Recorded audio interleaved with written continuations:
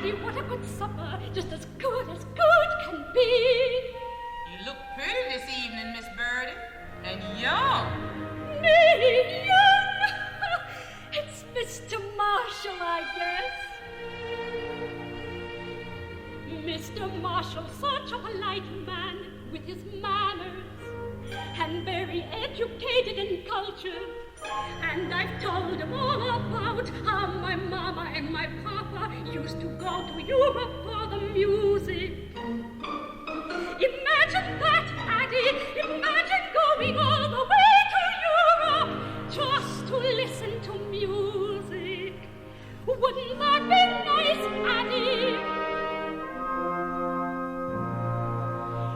Music, music, music, remembering the sound of it inside. Inside I sing, sing inside, sing to myself when someone is pleasant and nice to you. Oh, doesn't it make you think of music too? Tonight, someone has been nice to me. Music, music, music, he talked to me along, to me, and I sang the scale, of course inside, I sang the arpeggios too. La la la la la la la, do re mi fa sol la si do.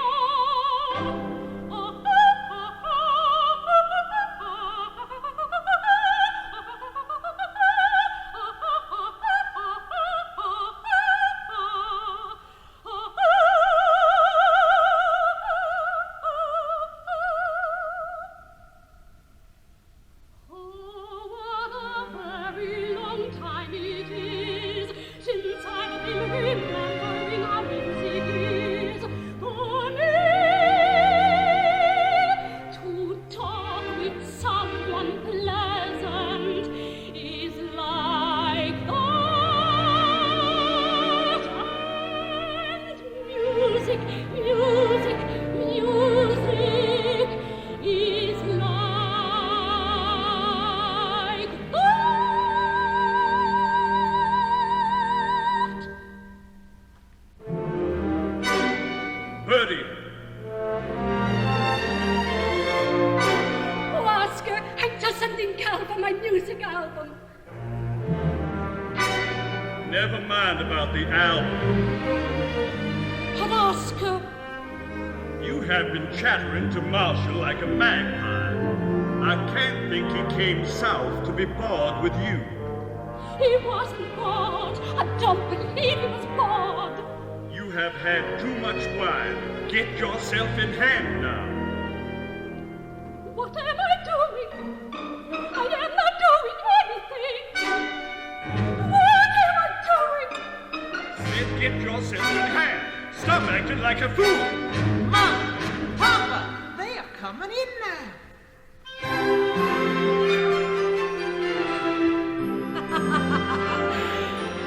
Now, Mr. Marshall, you're trying to console me for not living in Chicago, but in sleepy Alabama. Well, I've never dined in Chicago with 3 such lovely ladies.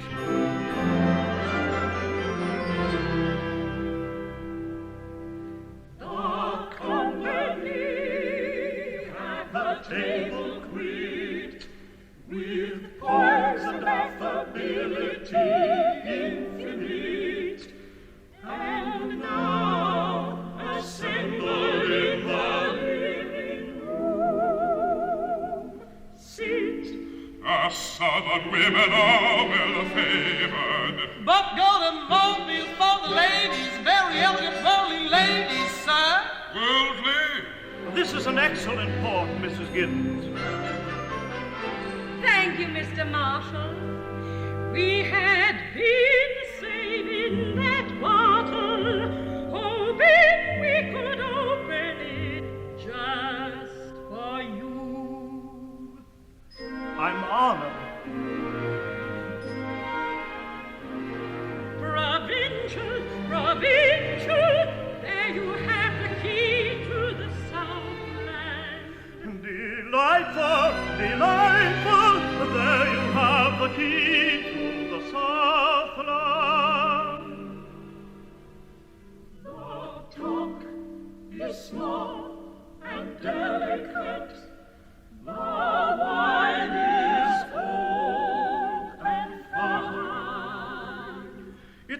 remarkable how you Southern aristocrats have kept together. But we are not aristocrats, sir. Oh? A regrettable lapse of taste, perhaps. My brother Ben likes to make jokes. Bertie, there, our brother's wife's the only one of us from our high-tone family. They once owned a fine plantation Called Lioness. You may have heard of it, sir. No? Lioness.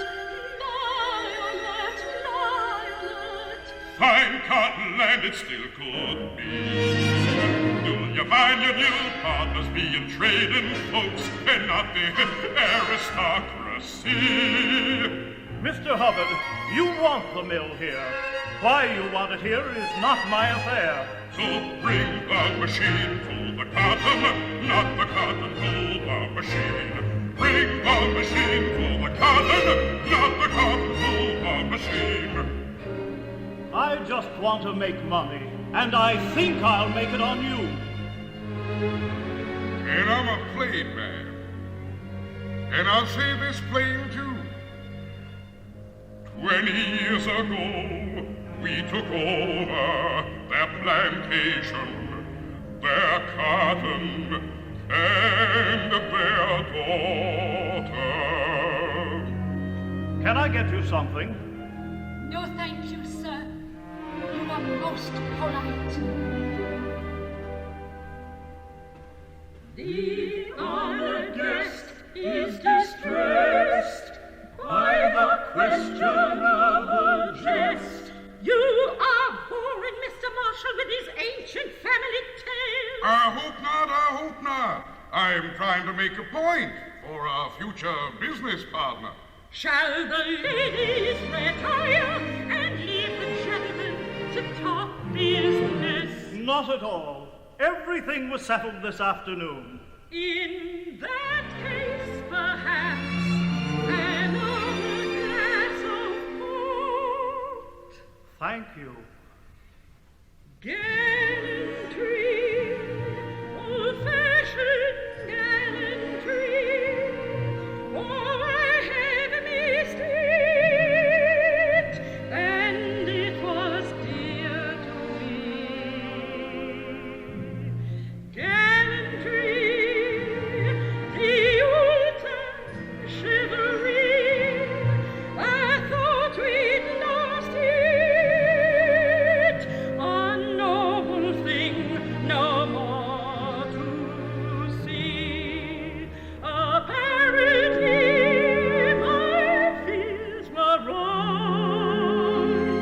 It lay in wait, waited late and long, but patiently waiting to return to life anew, waiting for someone like you to shed the glow of gallantry. Dear lady, I shall be back next Friday to see your brothers and you. And I shall give you a party, a southern party. That will be delightful. Down here, sir, we drink the last drink for a toast. To prove the southerner is always on his feet for the last drink. Delightful, delightful. Mrs. Hubbard, No, thank you, sir. I have a little headache now. Don't be stubborn, Bertie. Mr. Marshall wants you to drink. If you insist. By all means, I give you.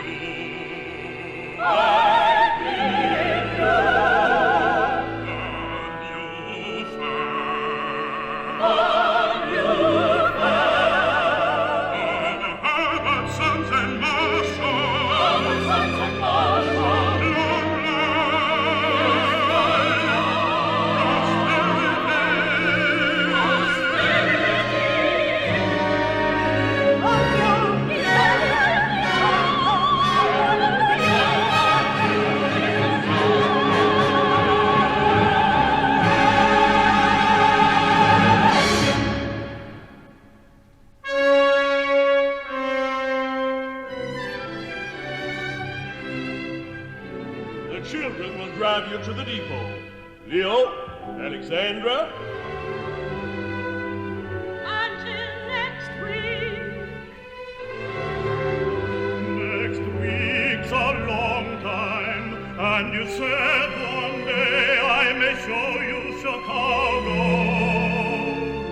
Must I make you promise again? I promise again. Goodbye, Mrs. Hubbard. Goodbye, sir.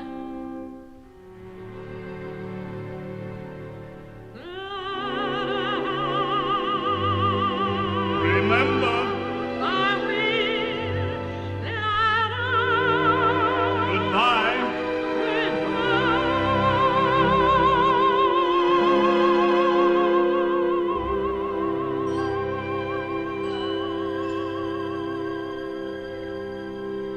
And there buddy goes the man who has opened the door to our future. What? Yada-dum-dee-dum-dee-dum-dee-dum-dee-dum-dee-da-da-da. Marshall, Marshall, Mr. Marshall. Hubbard Sons and Marshall now. Hubbard Sons and Marshall now. Big Rich. Regina. Regina. Big, big, big, big, big, big Rich! Well, you did it! Looks like it might be we did. Ha! Looks like it! Don't pretend you're like a cat licking the cream! Now somebody asked me how I'm sure of our little scheme. Well, when he lifted his glass to drink, I closed my eyes and I saw those bricks commencing to I rise. saw a lot more than that.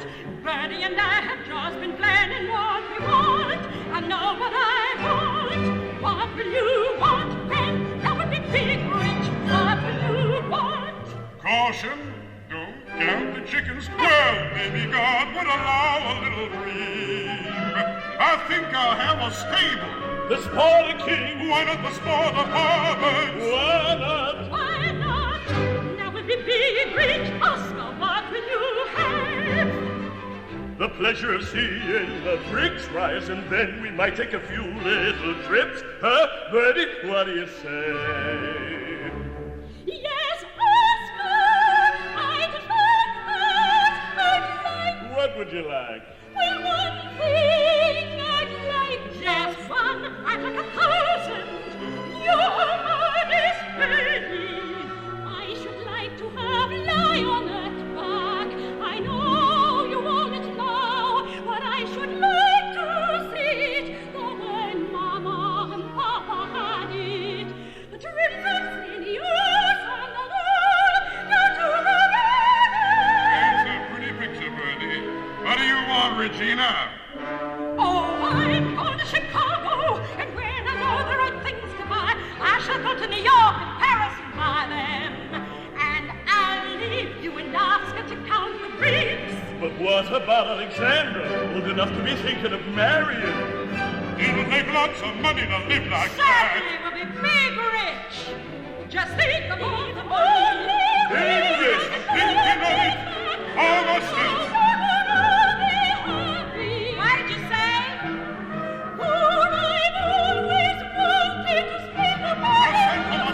Big rich, big rich. What are you chattering about? You're exciting yourself. I didn't hear you. There was too much noise. Very childish. What did you say, That's enough. I'm waiting. Stop it now. Let me talk. I'm sure I am waiting for you to finish. 4 conversations are 3 too many. Regina, we are ready with our share of the Marshall deal. Ben means that your third, your husband's, I mean. Doesn't seem to be ready. You know as well as I that Horace is ill in Johns Hopkins with heart trouble. He could answer letters, couldn't he? Ben has been very patient, Regina. Marshall returns next Friday. The contracts must be signed then. And you need Horace.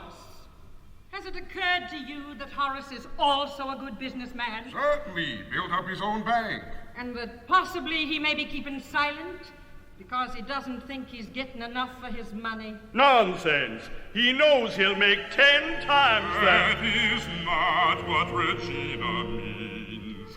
May I interpret you, Regina? Regina is saying that Horace wants more than a third of our share. But he's only putting up a third the money.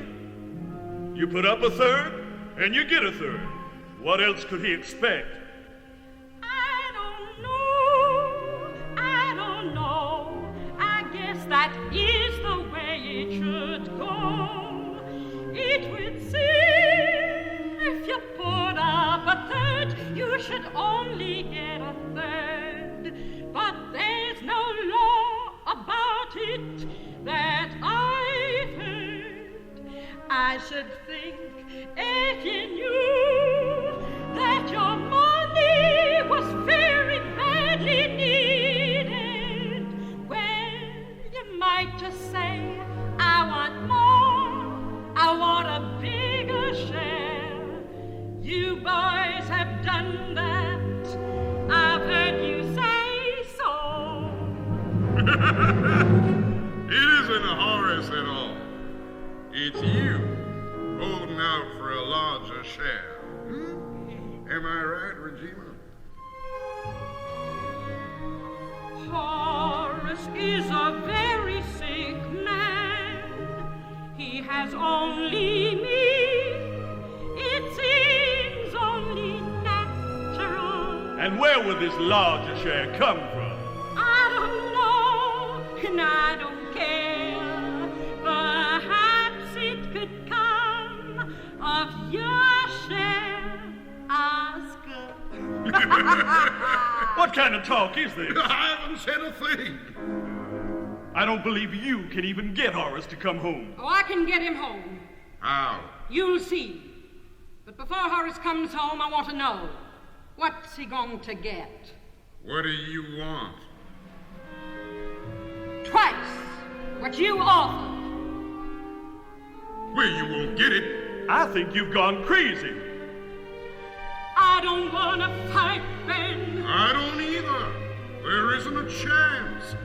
You're holding us up, and that's not pretty, Regina. Not pretty. But we need you. And I don't want to fight. Here's what I'll do. I'll give Horace 40% instead of 33 and a third. I'll do that, provided he is home and his money is up within the week. How's that? All right. I knew you would be reasonable. I knew you would be fair.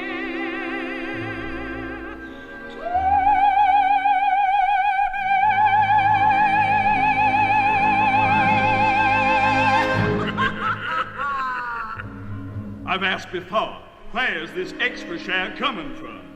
From you. From your share. From me, is it? That's just fine and dandy. That's my reward. For 35 years I've worked my hands to the bone for you. For 35 years I've done all the things you didn't want to do. And this is the way it turns out. This is what I get. First my sister, then my brother. I am being attacked on all sides tonight. That's a fact, and I ain't a man who likes being attacked. Oscar, there's always Anne and Leo. Perhaps they'll marry. Marry? That would make a great difference in my feelings, if they marry. Zane and Leo get married. Is that what you mean, Regina? Well, Leo's such a wild boy. There were those times when he took a little money from the bank. That's all past history. Oh, I know. And I know all young men are wild. And then they are first cousins. That isn't unusual. Our grandmother and grandfather were first cousins. And look at us. You're both being very gay with my money. Please assure Oscar that you will think about it very seriously. Very well. I assure Oscar that I will think about it seriously. That is not an answer. I have said all I'm willing to say now. You're in a bad humor, and you shall put me in one. Now do leave me alone. But Alexander's so young, only 17. Alexandra, are you back? Yes, Mama. Mr. Marshall got off safe and sound. No thanks to you driving those horses. I have great news for you, Alexandra. You're gone to Baltimore in the morning to bring your father home. Papa said I should come. Abby, he must be better. We'll bring him home. You're gone alone. He'd expect me to come along. Go pack her things. I'm listening. You ought to say you miss him. You ought to say you need him. You want him home for your sake. My sake? You ought to say what I tell you, nothing more. Just how you miss him, say that you want him home. I couldn't make him think it was for me. You could not say what I tell you. Ah, but you could. Why can't you do what I tell you to? Just think, Alexandra. Are we to get away, to go off, to go somewhere, to take a train and go? When I was younger, I did hunger so for that fine day when I'd go and get away from the places I knew, far away, to wander on my own, just be alone, no one to listen to, no one to stop me, no matter what I do. And when I wanted to do a thing, I went and did it. If something seemed worth arguing, I simply said it. Can it be you take after me, Alexandra?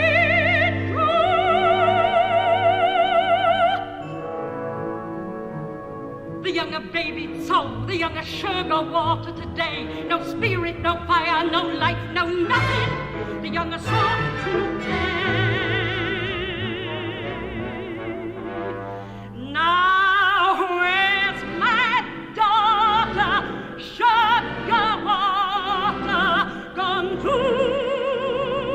She'd like to argue. Look, he's a brand new Alexandra.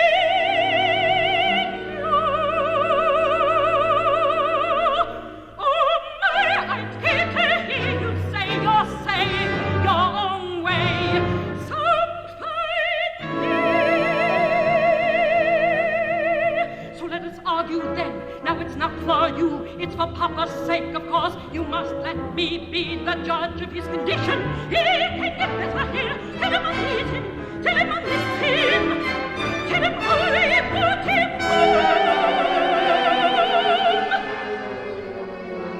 All right, Mama.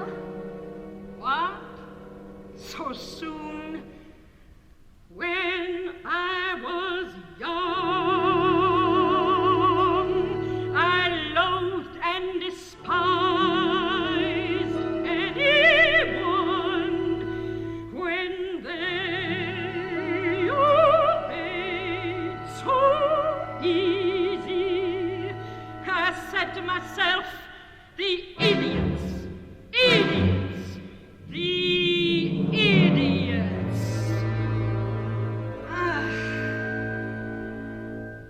It's getting late. Why don't you all go home? You know, if you want something that's over the wall, don't wait, and don't hope, and don't beg, and don't call. Oh no, you must take what you want. You must take it in your hands at the ball. To want and to take is the best thing of all. Now some in the crowd holler aloud how they want something and want it a lot. They don't know what they want, and they hunt, and for what? And there are a few, just a few, for they knew pretty well what to pursue, but mumbled and fumbled and lost it all. And how about those solemn heroes in the story who fought the fight and died in glory? They never lived to tell their very heart's desire. They merely fell into the fire. We forget them and we let them fall. The best thing of all is to want something with all of your heart. To aim with no shame, with a true aim at the start. And if you are good, very good, when that moment's nearly upon you, take that moment and you go to this thing.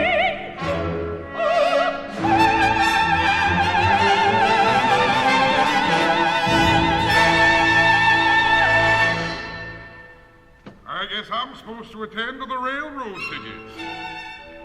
Ya-da-dum, ti-dum, ti-dum, ti-dum, ti-dum, ti-da-da-da-da-da-da-da-da. I admire that woman. Come along, Bertie. Ya-da-dum, ti-dum, ti-dum. Have a nice trip, Alexandra.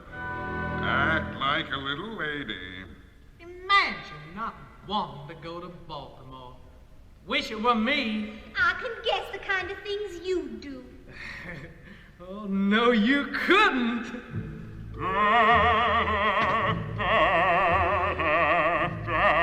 Coming, Bertie.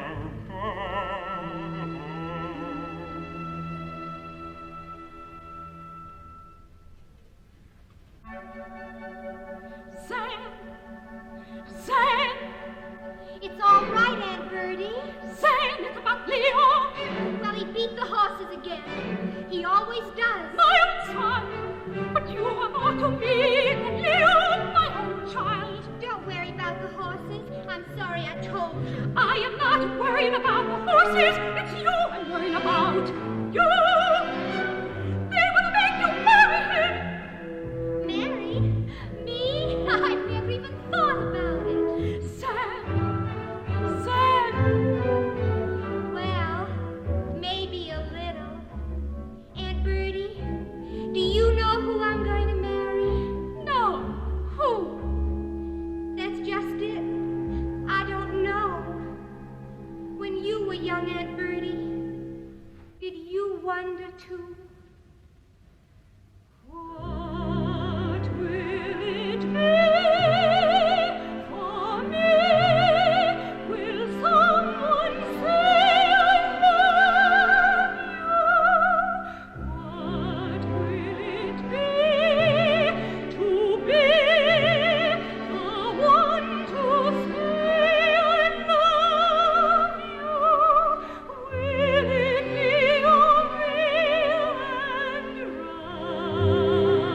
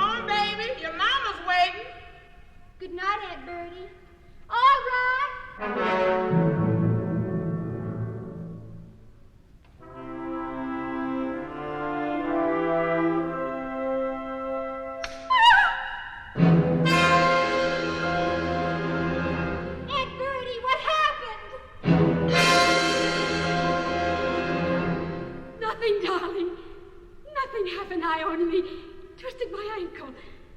It was nothing. Now go to bed.